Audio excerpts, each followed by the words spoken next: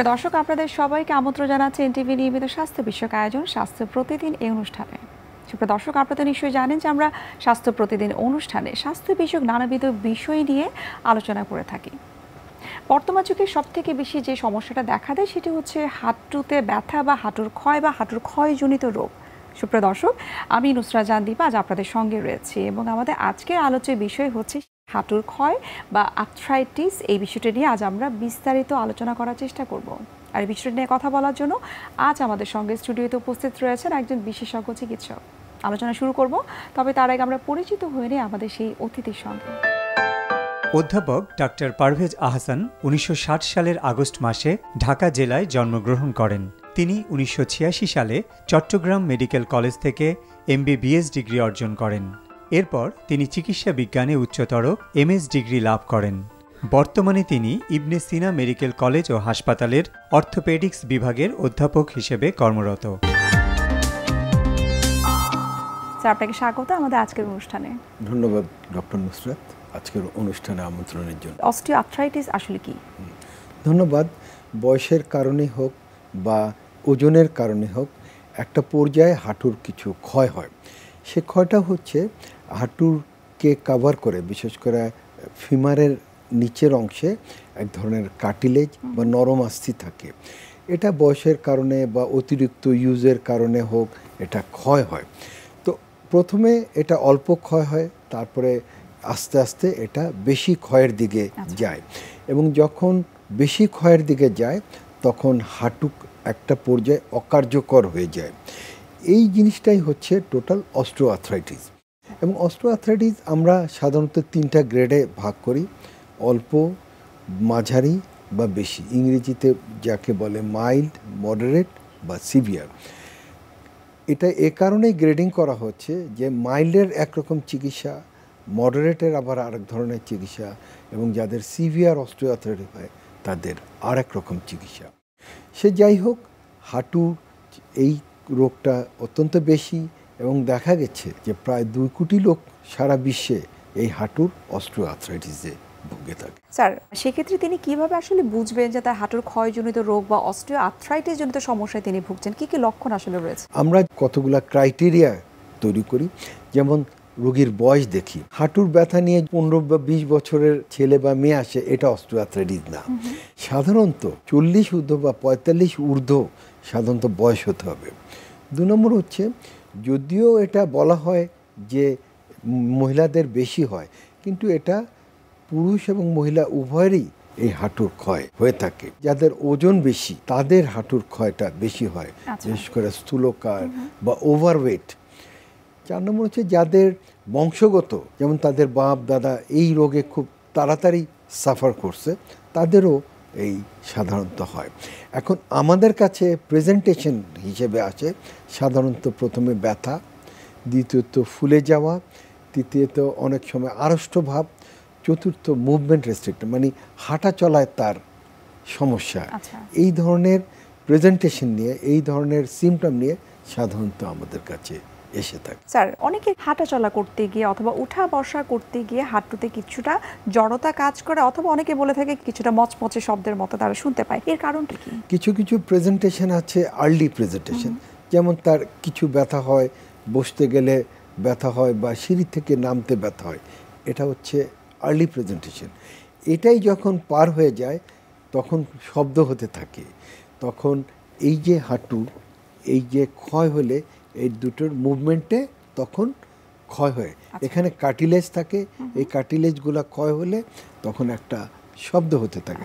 তখন রুগীরা এসে আমাদের শব্দের কথা বলে। আর যাদের লেট প্রেজেন্টেশন তাদের মুভমেন্ট রেস্ট্রিক্টেড, অর্থাৎ হাঁটা চলা করতে খুবই অসুবিধা হয় এবং তারা খুব সামান্য ডিস্টেন্সে তারা হাঁটে এবং সবচেয়ে ইম্পর্টেন্ট হচ্ছে তাদের ডেইলি অ্যাক্টিভিটিস অনেক কমে যায়। অনেকের ক্ষেত্রে দেখা যায় যে তারা মিনারেলস টাইপের সাপ্লিমেন্ট নিচ্ছে বা অনেক খাদ্যাভ্যাস পরিবর্তন করা, এটিকে আসলে আপনি কতটুকু সাপোর্ট করেন? সাধারণত আর্লি স্টেজে আমরা বলি আপনার ওজন কমান, আপনার একটু এক্সারসাইজ করেন, ফিজিও নেন, এটা চলে। এবং তখন খাদ্যাভ্যাস বিশেষ করে তারা যদি ফ্যাটি ফুডস খায়, মোর জাঙ্ক ফুডস সব জাতীয় খাওয়া খায়, তাহলে ওয়েট বাড়বে এবং হাঁটুতে ইফেক্ট করবে প্রতিটি অ্যাক্টিভিটিতে। সেজন্য আমরা সবসময় বলি তাকে গ্রিন লিফি ভেজিটেবলস এবং ফ্যাটলেস ফুড খেতে আমরা বলি, এবং মিল্ক প্রোডাক্টও খেতে আমরা তাদের বলি। এবং এইগুলা খেয়ে তারা যদি এক্সারসাইজ করে তাহলে তার হাঁটুটা ভালো থাকবে। স্যার, যে সমস্ত মহিলাদের মেনোপজ হয়ে যায় তাদের হাঁটুর ক্ষয়জনিত সমস্যাটা অনেক বেশি দেখা দেয়। মেনোপজে ইস্ট্রোজেন হরমোনটা কমে যায় এবং এই ইস্ট্রোজেনটা সাধারণত হাড় ক্ষয়কে প্রতিরোধ করে, তার মানে অস্টিওপোরোসিসকে প্রিভেন্ট করে থাকে। কিন্তু মেনোপজের পরে ইস্ট্রোজেন থাকে না এবং ফলে অস্টিওপোরোসিস হয়, এবং অস্টিওপোরোসিস মানে হচ্ছে হাড় দুর্বল হওয়া, এবং যাদের হাড় দুর্বল তাদের হাড় ক্ষয়টাও, জয়েন্টের ক্ষয়টাও আর্লি হয়ে যায়। এবং সেজন্য দেখা যায় আমরা জিজ্ঞেস করি যে আপনার মেনোপজ হয়েছে কিনা, আর্লি মেনোপজ বা হিস্টেক্টমি হয়েছে কিনা। তাদের যেহেতু ইস্ট্রোজেন কমে যায় তাদের হাড় ক্ষয়টা বেড়ে যায়, এবং হাড় ক্ষয়ের অবস্থায় তার অস্টিওআর্থ্রাইটিসটা, জয়েন্ট ক্ষয়টা বেড়ে যায়। যাদের অস্টিওআর্থ্রাইটিস হচ্ছে, মেডিসিন নিশ্চয়ই আপনারা তাদেরকে দিয়ে থাকে, সেটার সাথে কি আসলে ফিজিওথেরাপির মতো ট্রিটমেন্ট নেওয়ার কোনো দরকার আছে কিনা, বা এটার গুরুত্ব আসলে কতটুকু? জি, আর্লি স্টেজে এবং মিড স্টেজে ফিজিওথেরাপি খুবই হেল্পফুল। সাধারণত কি হয়, যাদের ব্যথা শুরু হয় তারা তখন এক্সারসাইজ করে না, তারা হাঁটাচলা কমে আসে এবং তাদের মাসল ওয়াস্টিং হয়ে যায়, মাংস, এবং তারা হাঁটতে পারে না। যখন হাঁটতে চায় তখন আরও ক্ষয় বেশি হয়। সেজন্য ফিজিও যদি মেডিসিনের সাথে অ্যাড হয় তাহলে মাসল পাওয়ারটা বাড়ে এবং তাদের মুভমেন্টটা ইজি হয়। সেজন্য আমরা যখনই আর্লি এবং ইন্টারমিডিয়েট স্টেজে সবসময় আমরা বলি যে আপনি যে ওষুধই খান আপনি ফিজিও নেন, movement, mobilising exercise, muscle strengthening exercise, এগুলাকে আমরা রোগীকে উৎসাহিত করি। স্যার, এই ফিজিওথেরাপি বা এক্সারসাইজগুলো আসলে কতদিন করতে হয়? অনেকের ক্ষেত্রে দেখা যায় কিছুদিন করে তারপর বন্ধ করে দেয়। যেহেতু এটা দীর্ঘমেয়াদী রোগ এবং এন্ড স্টেজ অনেক দিনের, সেহেতু আমরা দীর্ঘমেয়াদী রিহ্যাবিলিটেশন করার কথাই বলি।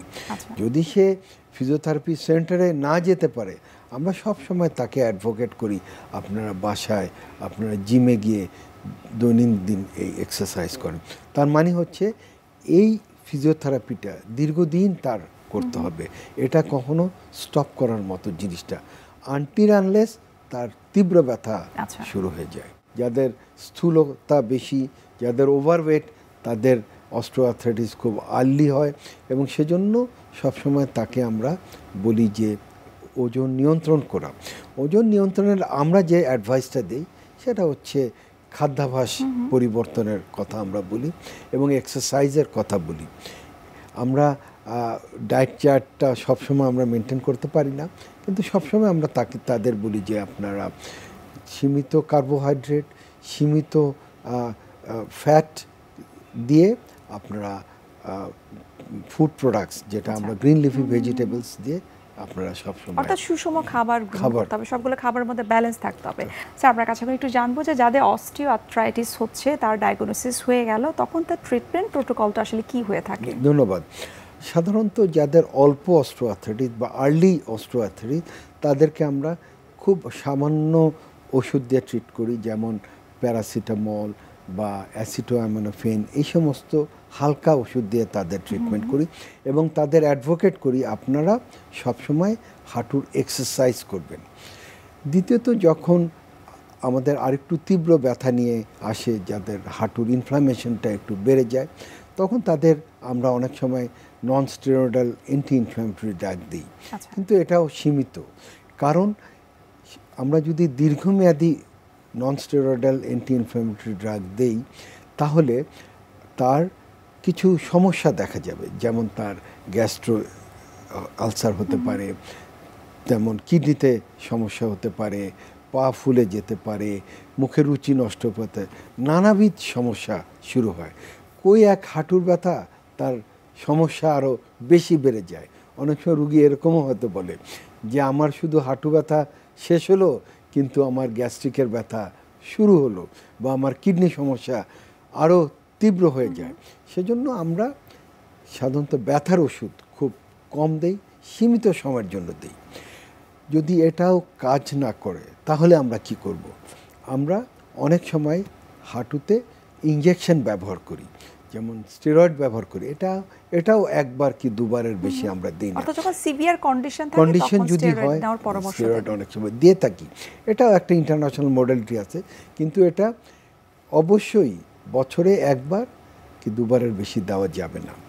তৃতীয়ত, যখন ফেল করে আরও কিছু আধুনিক চিকিৎসা বাংলাদেশে শুরু হয়েছে, যেমন আমাদের পিআরপি অনেকে অ্যাডভোকেট করে, বা স্টেম সেল থেরাপি অনেক সময় অ্যাডভোকেট করে। বিশেষ করে এটা তাদেরই হেল্পফুল যাদের কোমরবিডিটি, যেমন তাদের কিডনি সমস্যা বা হার্টের সমস্যা আছে, যারা অপারেশনে কখনই যেতে পারবে না তারা। কিন্তু একটা পর্যায়ে আছে যে সময় এন্ড স্টেজ, যে সময় কোনো ওষুধে কাজ করবে না, ফিজিওতে ব্যথা শুরু হবে, পিআরপিতেও কোনো আউটপুট নাই, তখন আমরা সবসময় বলি যে আপনার এই মুহূর্তে আপনার একটাই চিকিৎসা, সেটা হচ্ছে প্রতিস্থাপন সার্জারি বা নি রিপ্লেসমেন্ট সার্জারি আপনার করতে হবে। আমরা এই হাঁটুর প্রতিস্থাপন একটু বিস্তারিত জানবো, তবে তার আগে একটু জানতে যে আপনি বলছিলেন যে অস্টিওআর্থ্রাইটিসের ক্ষেত্রে পিআরপি খুব গুরুত্বপূর্ণ ভূমিকা পালন করে এবং সেটি আমরা জানি যে অ্যাডভান্স লেভেলে খুব একটা কাজ করে, এটা প্রাথমিক স্টেজে এটি কাজে লাগে বোধহয়, সেই বিষয়ে একটু জানতে চাই। হ্যাঁ, পিআরপি সাধারণত শরীর থেকে রক্ত নিয়ে সেটাকে সেন্ট্রিফিউজ করে। সেন্ট্রিফিউজ মেশিন আছে, মেশিনে সেন্ট্রিফিউজ করার পরে তার উপরে যে লেয়ারটা আছে সেটা সিরিঞ্জে করে হাঁটুতে ইনজেক্ট করা হয় এবং তার কিছু পোস্ট অপারেটিভ ম্যানেজমেন্ট করে। সাধারণত দেখা যায় যে ইন্টারমিডিয়েট স্টেজে, মডারেট স্টেজে এটা অনেক সময় হাঁটুর যে ক্ষয় আছে সেটাতে কাজ করে। আরেকটা জিনিস এটার সাথেই যে ভিস্কো সাপ্লিমেন্টেশনও আছে, যেটা আমরা অনেক সময় ইউজ করি, যেটা বলে হায়ালুরোনিক অ্যাসিড, আর্টিফিশিয়ালি সেটা দেওয়া হয়। যেটা যেহেতু হাঁটুর অস্টিওআর্থ্রাইটিসের সময় হাঁটুর ভিতরে যে সাইনোভিয়াল ফ্লুইড আছে এটা কার্যক্রমহীন হয়ে যায়, সেজন্য বাইরের থেকে অনেক সময় ভিস্কো সাপ্লিমেন্টেশন বা আর্টিফিশিয়াল সাইনোভিয়াল ফ্লুইডও ইনজেক্ট করে কিছুদিন আমরা হাঁটুর ব্যথাকে প্রশমিত করতে পারি। জি স্যার, আমরা এই হাঁটুর প্রতিস্থাপন নিয়ে আরেকটু জানবো আপনার কাছ থেকে, কিভাবে করা হয় বা কাদের ক্ষেত্রে কখন আপনারা এই সিদ্ধান্তটা নিয়ে থাকেন। তবে তার আগে আমরা একটু দেখে নিচ্ছি আমাদের স্বাস্থ্য প্রতিদিনের নিয়মিত আয়োজন, কি খাবেন কেন খাবেন এই সেগমেন্টে। সুপ্রিয় দর্শক, আপনারা দেখছেন স্বাস্থ্য প্রতিদিন এই অনুষ্ঠানটি। এ পর্যায়ে আমরা দেখে নিচ্ছি বিভিন্ন খাদ্যের পুষ্টি গুণাগুণ নিয়ে আমাদের পুষ্টিবিদের পরামর্শ। সাধারণত দেখা যায় যে গাউট রোগীদের কিছু কিছু খাবার, যেমন ডাল জাতীয় খাবার, বিচি বা বিভিন্ন সবজি আছে, যেমন হচ্ছে ফুলকপি, বাঁধাকপি, পালং শাক, গরুর মাংস, কলিজা ইত্যাদি জাতীয় খাবারগুলো যখনই তারা বেশি করে খাচ্ছে বা খাদ্য তালিকায় 2-3 দিন পর পর রিপিট করছে, তখনই দেখা যাচ্ছে তাদের পায়ের গোড়ালি ফুলে যাচ্ছে, পা প্রচণ্ড ব্যথা করছে, মাসেল ক্র্যাম্পিং হচ্ছে, ইভেন তাদের পায়ের রগেও কিন্তু টান ধরতে পারে। ছোলা একটা সেকেন্ড ক্লাস প্রোটিন, যেটা ডাল হওয়ার কারণে গাউট রোগীদের কিন্তু এইটা প্রতিদিন খাওয়ার কারণে কিন্তু সমস্যাটা বেড়ে যেতে পারে। অনেকেই আছে যে ছোলাটা হয়তো ডিরেক্টলি বাদ দিয়ে দেওয়ার পরেও কিন্তু সমস্যাটা থেকে যাচ্ছে। সমস্যাটা এই কারণে থেকে যাচ্ছে, কারণ হলো দেখা যাচ্ছে যে আমরা ডাল থেকে যে বেসন তৈরি করছি, এই বেসন দিয়ে কিন্তু আমরা বিভিন্ন ধরনের বেগুনি, পেঁয়াজু বা অন্যান্য আলুর চপগুলো করে থাকি। কিন্তু দেখা যায় যে এগুলো তারা না জানার কারণে তারা খুঁজে পাচ্ছে না। মনে করে অনেক সময় তারা ভেবে থাকেন যে আমরা হয়তো অন্যান্য খাবার খাচ্ছি, কিন্তু কেন ইউরিক অ্যাসিডটা বেড়ে যাচ্ছে। সেক্ষেত্রে তাদের মনে রাখতে হবে এখানে ডালের তৈরি যে বেসনটা, সেটার ব্যবহারটা স্কিপ করে তাদেরকে যে কোনো ধরনের চালের গুঁড়ি বা অন্যান্য কর্নফ্লাওয়ার যেগুলো থাকে এগুলো ব্যবহার করে কিন্তু এগুলো তৈরি করতে হবে। তাহলে দেখা যাবে যে তার ইউরিক অ্যাসিডের যে প্রবণতাটা বা বেড়ে যাওয়া বা গাউট রোগীদের ক্ষেত্রে অনেকটা উপকার হবে। এছাড়াও আরও কিছু খাবার আছে, তার মধ্যে একটি হলো হালিম। আপনারা সবাই জানেন যে হালিম কিন্তু ডাল থেকেই তৈরি হয়, বিভিন্ন ধরনের ডাল এবং সাথে একটু চাল মিশিয়ে কিন্তু সাথে আবার গরুর মাংসটা মিক্স করে কিন্তু হালিম তৈরি করা হচ্ছে, এবং এখানে 3টি উপাদান বা 4টি উপাদানে কিন্তু গাউট রোগীদের জন্য হার্মফুল। এছাড়াও আরও কিছু উপাদান আছে, যেমন বিভিন্ন ধরনের সবজি তারা ব্যবহার করে থাকেন বা বিচি ব্যবহার করে থাকেন, যেগুলো থেকে কিন্তু তাদের এই রোগের ধরনটা কিন্তু বেড়ে যেতে পারে। সেক্ষেত্রে আপনাদের জন্য পরামর্শ থাকবে যে আপনারা শর্করা জাতীয় একটা খাবার নিয়ে, যেমন চিড়া হতে পারে, চিড়ার সাথে দই হতে পারে বা কলা হতে পারে। এছাড়াও কিন্তু আপনারা ন্যাচারাল যে ধরনের আমরা অ্যাজ ইউজুয়াল খাবারগুলো ঘরে খেয়ে থাকি সেই ধরনের খাবার দিয়ে কিন্তু গাউট রোগীদের ক্ষেত্রে অনেকটা উপকার হবে। তাহলে হবে কি, পায়ের ব্যথা বা পা ফুলে যাওয়া এই ধরনের সমস্যাগুলো থেকে দূরে থাকতে পারবেন। মোটামুটি যদি আপনারা একদম ব্যালেন্স খাবার দিয়ে এবং এই উপাদানগুলো, যেমন ডালের কথা বলেছি, বিশেষ করে ডাল দিয়ে তৈরি ছোলা বলেছি, হালিম বলেছি, এই খাবারগুলো অ্যাভয়েড করতে হবে এবং পাশাপাশি ফ্রেশ খাবারগুলোকে রেখে, যেগুলো গাউট রোগীদের জন্য ভালো সেই খাবারগুলো রেখে এবং প্রচুর পরিমাণে পানি গ্রহণ করতে হবে। মনে রাখতে হবে যাদের ইউরিক অ্যাসিডের সমস্যা আছে তাদের জন্য পানি গ্রহণ বাধ্যতামূলক। অতিরিক্ত পানি গ্রহণ করলে এইটি দেখা যায় ইউরিনের মাধ্যমে অনেকটা এটা রিকভার করা সম্ভব। তাহলে আপনাদের গাউট রোগ থেকে দূরে থাকতে পারবেন। স্যার, হাঁটুর প্রতিস্থাপনটা আপনারা কখন সিদ্ধান্ত নিয়ে থাকেন যে কোনো একটা রোগীর ক্ষেত্রে আসলে বিকল্প আর কোনো চিকিৎসা নেই, হাঁটুর প্রতিস্থাপনই করতে হবে? এই বিষয়ে একটু জানবো। হাঁটুর প্রতিস্থাপন এটি একটা পদ্ধতি যেখানে এন্ড স্টেজ আর্থ্রাইটিস বা যখন মেডিসিন, ফিজিওথেরাপি, পিআরপি বা সব মেথড ফেল করে তখন আমরা হাঁটুর প্রতিস্থাপনে চলে যাই।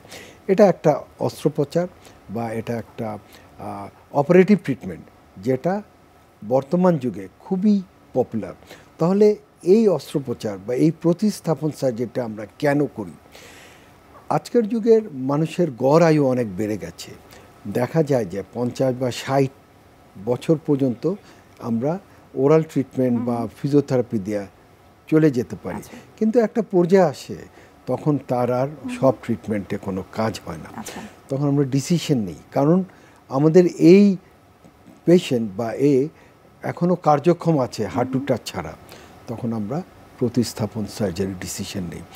কারণ এখনকার যুগে সে নিজেকে সব কাজ করতে হয়, তাকে নিজে বাজার করতে হয়, নিজের প্রফেশন মেনটেন করতে হয়, নিজেকে আয় করতে হয়, এবং সিঙ্গেল ম্যান যে ফ্যামিলিটা, এটা এখন কারণেই এখন প্রতিস্থাপন সার্জারি ডিসিশন নেই। অসংখ্য ধন্যবাদ স্যার এত গুরুত্বপূর্ণ কিছু তথ্য আমাদেরকে দেওয়ার জন্য, এবং শুভকামনা এনটিভির পক্ষ থেকে।